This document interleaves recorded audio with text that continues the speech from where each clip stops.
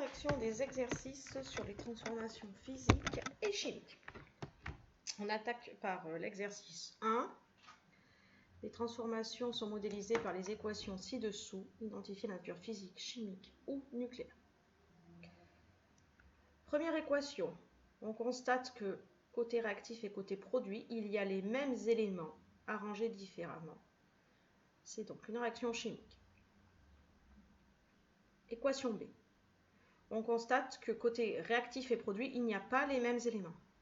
Il y a donc eu création de nouveaux éléments. Donc, qu'est-ce qui caractérise un élément? Le nombre de protons que l'on appelle numéro atomique. Donc, il y a une modification du noyau. Donc, c'est une réaction nucléaire. De plus, on constate que deux noyaux légers, grand A, nombre de masse 2 et 3, forment un noyau plus lourd, nombre de masse 4. Donc, il s'agit d'une fusion. Question C. Il s'agit là aussi d'une transformation nucléaire puisqu'il n'y a pas les mêmes éléments à gauche et à droite. Ce n'est pas une fusion parce qu'il n'y a pas deux noyaux légers côté réactif. Il n'y en a qu'un. Ce n'est pas non plus une fission puisqu'il n'y a pas un neutron côté réactif pour briser, c'est-à-dire fissionner le noyau. Donc en fait, c'est de la radioactivité spontanée. Programme de premier enseignement scientifique et de terminale spécialité. Vous ne pouvez pas le dire à ce niveau-là, donc ici vous dites juste transformation nucléaire. Vous ajoutez ni fission ni fusion, vous ne pouvez pas en dire plus. Ensuite, la petite d, on voit que c'est le même élément à gauche et à droite de l'aluminium. On voit que seul l'état de la matière change, solide et liquide, donc il s'agit d'une transformation physique. On passe à l'exercice 2.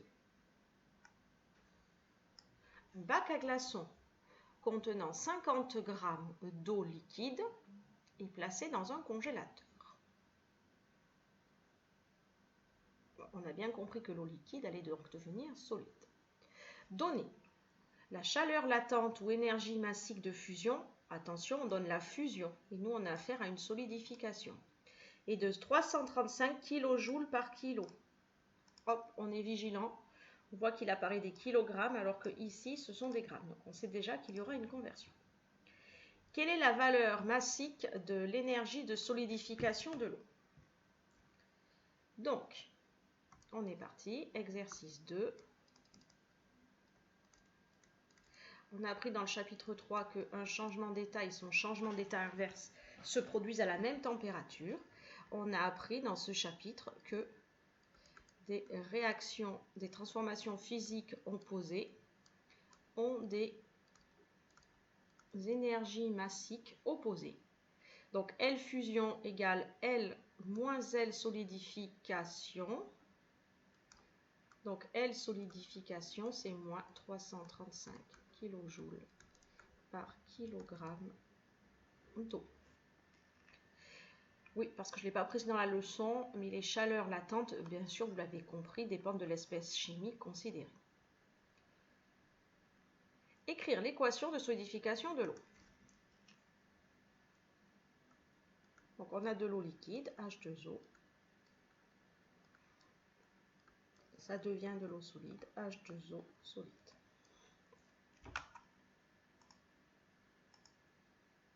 La solidification de l'eau est-elle endothermique ou exothermique? Donc, on voit qu'il y a un signe moins.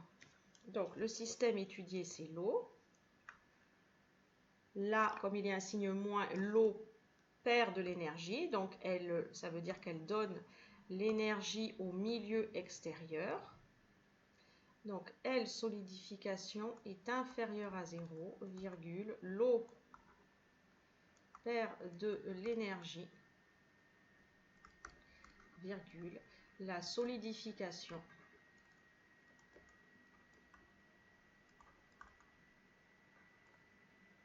est une transformation donc exothermique.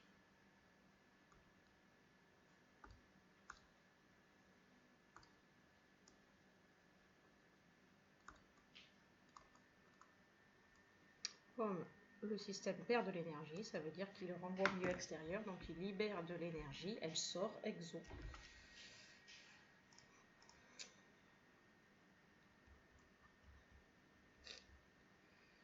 Question 4. Calcule l'énergie échangée lors de la solidification des 50 g de glace. Commentez son signe. Alors, question 4. L'énergie de la solidification, c'est la masse fois L solidification. Ici, ce sont des kilojoules par kilogramme. Donc ici, il me faut des kilogrammes. Donc ici, je récupère des kilojoules. Donc on va convertir les grammes en kilogrammes. C'est fois 10 moins 3 kilogrammes. Oui.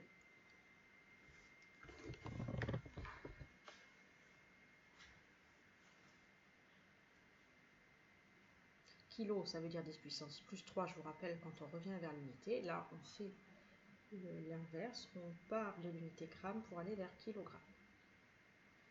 Donc, Q solidification égale 50,0 fois 10 moins 3 multiplié par moins 335.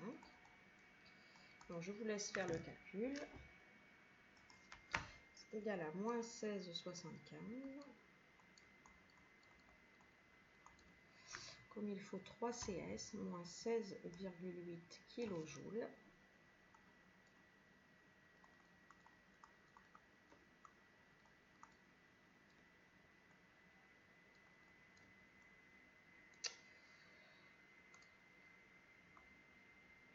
Commentez le signe. Lors de la solidification, l'eau cède. Lors de la solidification, l'eau cède 16,8 kJ au congélateur. C'est pour ça que derrière les frigos et les congélateurs, c'est toujours chaud. Parce qu'ensuite, il faut que cette énergie qui est libérée lors des congélations soit évacuée par le réfrigérateur. Alors, l'exercice 3. Une gouttière en zinc de longueur 4 mètres a une masse de 6,23 kg. La fusion de cette gouttière à sa température de fusion 420 degrés nécessite une énergie de 613 kJ. Donc, première chose à faire, on regarde les unités. On voit qu'on est en kilos. Ok. On voit que c'est un apport d'énergie puisqu'il y a un signe positif. Donc, la fusion est une réaction endothermique. Il faut amener de l'énergie pour que les entités qui sont à l'état solide, donc très proches les unes des autres, il puisse y avoir une rupture des liaisons intermoléculaires pour qu'elles s'éloignent et puissent bouger et deviennent liquides. Là, on vous précise la température de fusion du zinc est encore pure. Ça ne servira pas. Et là, la longueur, elle ne servira pas non plus. Écrire l'équation de ce changement d'état. Donc, exercice 3. On fait fondre du zinc. Donc, on a du zinc solide et ça devient du zinc liquide. Identifier le caractère endothermique ou exothermique de cette transformation. 2. Q est supérieur à 0. Il faut apporter de l'énergie. Donc, le système étudier le zinc.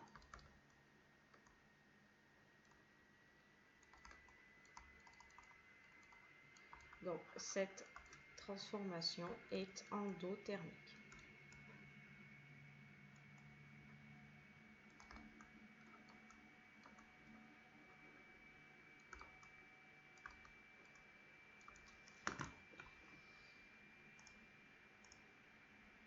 Calculer l'énergie massique de fusion du zinc.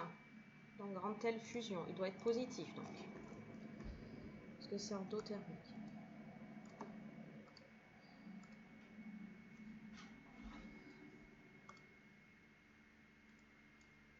Donc, Q1, on l'a appelé. Non, je rectifie. Égale M1 fois L fusion. Donc, on commence par donner l'expression littérale. On isole L fusion, c'est Q1 sur M1. On met les unités. On nous l'a donné, je crois, en joules. On vérifie. On nous l'a donné en kilojoules.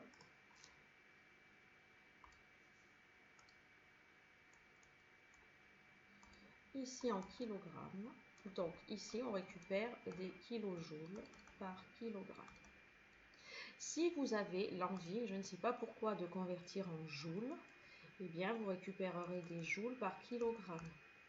Et si vous avez une autre envie, je ne sais pas pour quelle raison, de convertir en joules et en grammes, ce qui vous mettrait dans l'embarras, parce que ça fait deux conversions, donc 2 fois plus de chances de se tromper, et bien ici, vous récupéreriez des joules par gramme.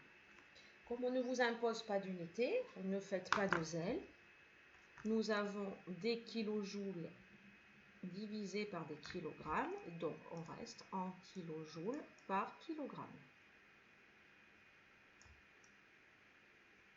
Comme ça, on a 0 conversion à faire, il nous reste à faire une division. Donc L fusion, alors c'était 663 je crois, mais j'en suis pas sûre, je vais vérifier.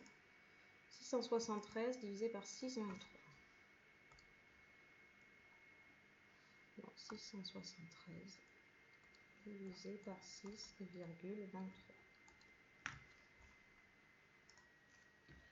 Ceci fait 108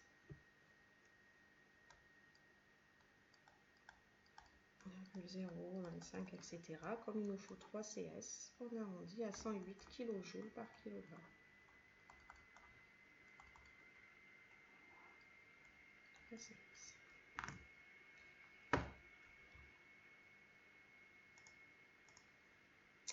Calcule l'énergie Q2 du zinc afin de faire fondre une masse de 9,3 kg.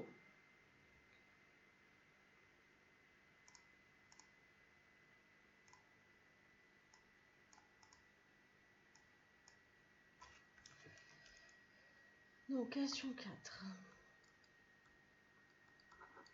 Donc, Q2, on peut dire que c'est M2 fois L fusion.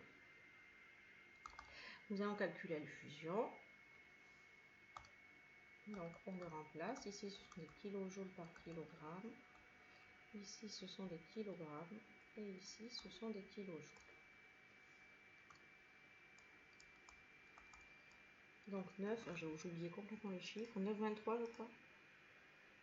9,3, pardon. 9,3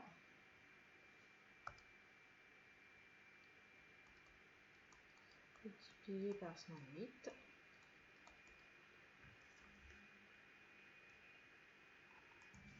Donc ça fait 1004,63. J'ai repris le résultat entier de la calculatrice, puisque je vous rappelle, quand on fait une succession de calculs, il faut reprendre le résultat entier. On doit donner que 3 chiffres significatifs hors dans les milliers, ce qui signifie qu'on est obligé de passer par l'écriture scientifique et 1,00 fois 10 puissance 3 kJ avec 3 CS.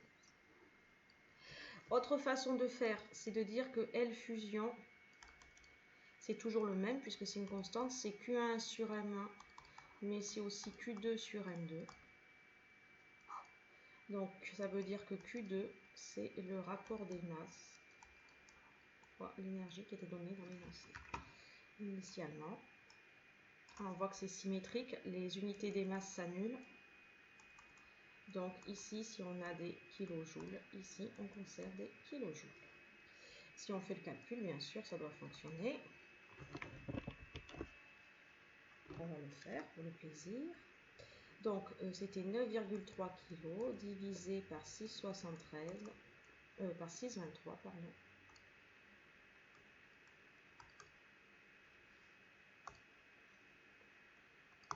Et donc multiplié par 673. Quand on fait à la calculatrice,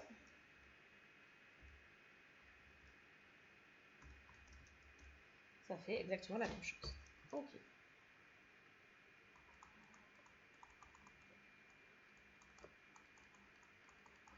Donc 10 puissance 3 kJ, je vous rappelle que c'est aussi égal à 1 mégajoule.